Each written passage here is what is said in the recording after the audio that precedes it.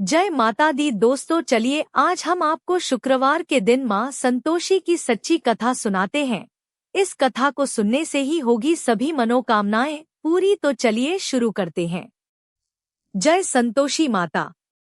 नमस्कार भक्तों, आज हम सुनेंगे परम पावन संतोषी माता व्रत कथा, जिसका श्रद्धापूर्वक श्रवण करने से जीवन के दुख, दरिद्रता, कलह और कष्ट दूर होते हैं।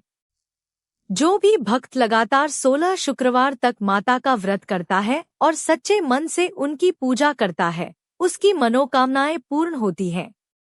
कहते हैं कि संसार में सबसे बड़ा धन संतोष है।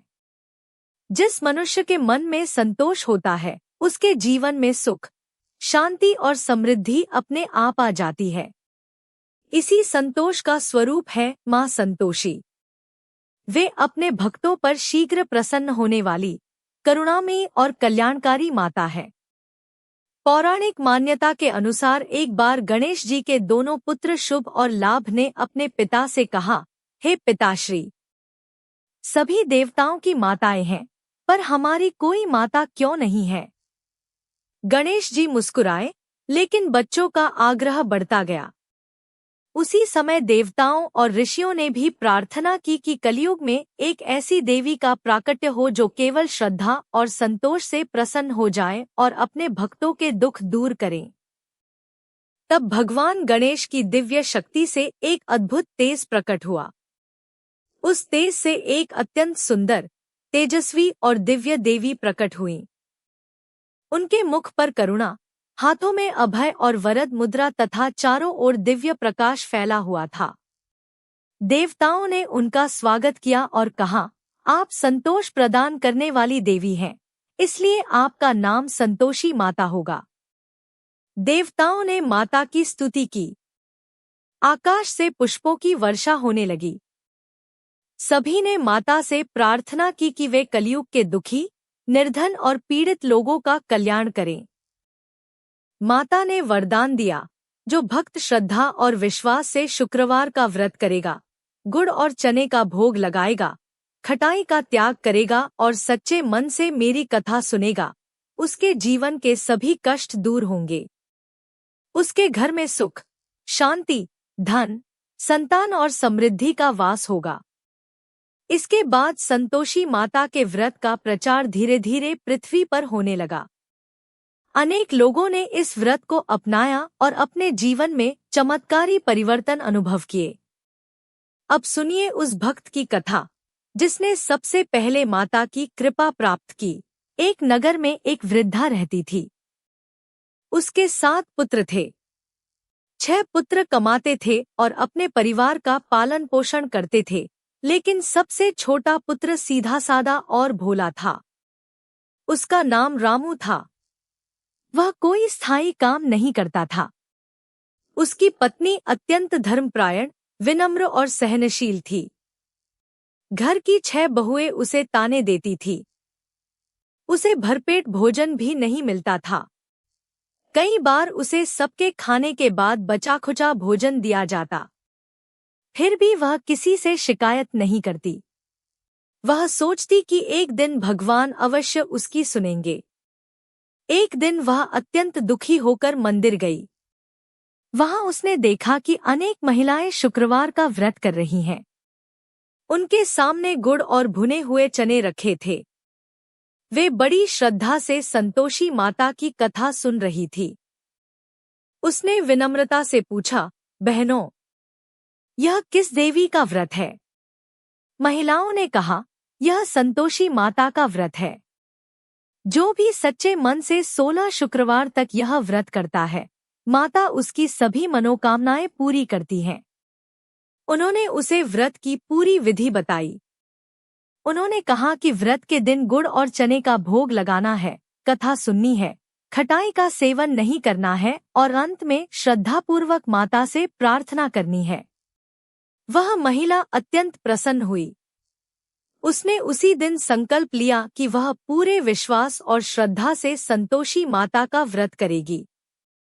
उसे विश्वास था कि अब उसके जीवन के दुख अवश्य समाप्त होंगे, क्योंकि जहाँ श्रद्धा, भक्ति और संतोष होता है, वहाँ माता संतोषी स्वयं अपने भक्तों का हाथ थाम लेती हैं। यहीं से आरंभ होती है उस भक्तिन के जीवन की अद्भुत यात्रा, जिसमें उसे अनेक परीक्षाओं का सामना करना पड़ा, लेकिन अंततः संतोषी माता की असीम कृपा से उसके जीवन में सुख, समृद्धि और सम्मान लौट आया। बहू ने संतोषी माता के व्रत का संकल्प लिया। अब आगे की कथा सुनिए। समय बीतता गया। घर की स्थिति पहले जैसी ही थी। रामू भोला और सीधा था, इसलिए घर में उसका सम्मान नहीं होता था। उसकी पत्नी दिन रात घर का सारा काम करती, फिर भी उसे अपमान और तिरस्कार ही मिलता। कई बार उसे बचा खुचा भोजन दिया जाता और कई बार भूखा ही सोना पड़ता। एक दिन रामू ने अपनी पत्नी की आंखों में आंसू देखे। उसने पूछा, तुम इतनी दुखी क्यों रहती हो? पत्नी ने पहले तो कुछ नहीं कहा, लेकिन बहुत आग्रह करने पर बोली, स्वामी, मैं आपके साथ सुख दुख सब सह लूंगी, परंतु घर में जो अपमान और तिरस्कार मिलता है वह अब सहन नहीं होता। यदि आप कहीं काम करने चले जाए तो शायद हमारी स्थिति सुधर जाए। रामू ने यह बात अपने मन में बैठा ली। अगले ही दिन उसने काम की तलाश में दूसरे नगर जाने का निश्चय किया। जाते समय उसने अपनी पत्नी से कहा, धैर्य रखना, मैं मेहनत करूंगा और एक दिन अवश्य लौटूंगा। रामू चला गया। उधर उसकी पत्नी अकेली रह गई। अब सास और जेठानियां उससे पहले से भी अधिक काम करवाने लगी। सुबह से देर रात तक वह चक्की पीसती, पानी भरती, लकड़ियां लाती, पशुओं की सेवा करती और घर के सभी काम करती। बदले में उसे केवल सूखी रोटी ही मिलती। लेकिन अब उसके जीवन में एक सहारा था, संतोषी माता का व्रत। हर शुक्रवार वह स्नान करके स्वच्छ वस्त्र पहनती, थोड़े से गुड़ और भुने हुए चने लेकर माता की पूजा करती, श्रद्धा से कथा सुनती और बार बार प्रार्थना करती, हे संतोषी माता, मेरे जीवन के दुख दूर करें, मेरे पति सकुशल लौट आएं और हमारे घर में सुख शांति का वास हो। माता उसकी सच्ची भक्ति से अत्यंत प्रसन्न थी। उधर दूसरे नगर में रामू को एक व्यापारी के यहाँ काम मिल गया। वह ईमानदार था, इसलिए थोड़े ही समय में व्यापारी का विश्वासपात्र बन गया। व्यापार बढ़ने लगा और रामू को अच्छा वेतन मिलने लगा। एक रात संतोषी माता ने व्यापारी को स्वप्न में दर्शन दिए और कहा, तुम्हारे यहाँ जो युवक कार्य करता है वह मेरा परम भक्त है। उसे उसका उचित धन देकर सम्मानपूर्वक विदा करो। सुबह व्यापारी ने स्वप्न को सत्य माना। उसने रामू को बुलाया, उसका वेतन, पुरस्कार और अनेक उपहार दिए। रामू आश्चर्यचकित था। उसने माता को प्रणाम किया और अपने घर लौटने की तैयारी करने लगा। उधर उसी रात संतोषी माता ने रामू की पत्नी को भी स्वप्न में दर्शन दिए। माता ने कहा, बेटी, चिंता मत कर, तुम्हारे पति शीघ्र ही लौटने वाले हैं। तुम्हारे कष्टों का अंत होने वाला है। सुबह उठकर वह आनंद से भर गई। उसने पहले से भी अधिक श्रद्धा के साथ शुक्रवार का व्रत किया। कुछ दिनों बाद रामू अपने घर पहुंचा। उसके साथ धन, वस्त्र और अनेक उपहार थे। उसे देखकर उसकी पत्नी की आंखों से खुशी के आंसू बहने लगे। अब घरवालों का व्यवहार भी बदल गया। जो लोग पहले अपमान करते थे वे सम्मान देने लगे। रामू ने अपनी पत्नी से पूछा, यह सब कैसे हुआ? पत्नी ने कहा, यह सब संतोषी माता की कृपा है। उनके व्रत ने हमारे जीवन की दिशा बदल दी। दोनों पति पत्नी ने मिलकर माता का धन्यवाद किया और नियमित रूप से शुक्रवार का व्रत करते रहे। कुछ समय बाद उन्होंने व्रत का उद्यापन करने का निश्चय किया। परंतु जब भोजन का आयोजन हुआ तब कुछ लोगों ने ईर्ष्या के कारण बच्चों को खटाई खिलाने का प्रयास किया। व्रत का नियम है कि इस दिन खटाई का सेवन नहीं किया जाता। इस नियम का उल्लंघन होने से कुछ समय के लिए फिर कठिनाइयां उत्पन्न हुईं। रामू को एक बार फिर परेशानियों का सामना करना पड़ा।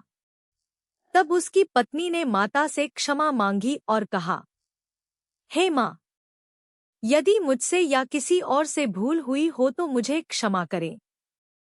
मैं पुनः पूरे नियम और श्रद्धा के साथ आपका व्रत करूंगी। संतोषी माता अत्यंत दयालु हैं। उन्होंने उसकी सच्ची प्रार्थना स्वीकार कर ली। सभी संकट दूर हो गए।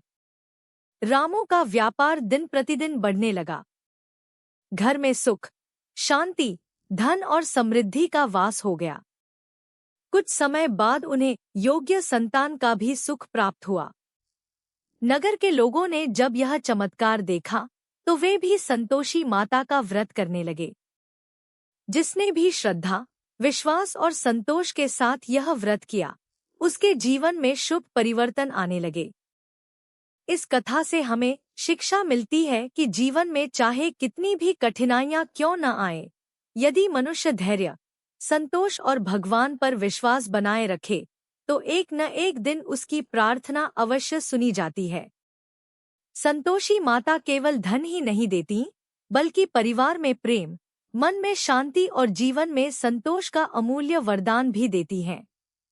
बोलिए श्रद्धा और प्रेम से जय संतोषी माता। जय संतोषी माता। जय संतोषी माता।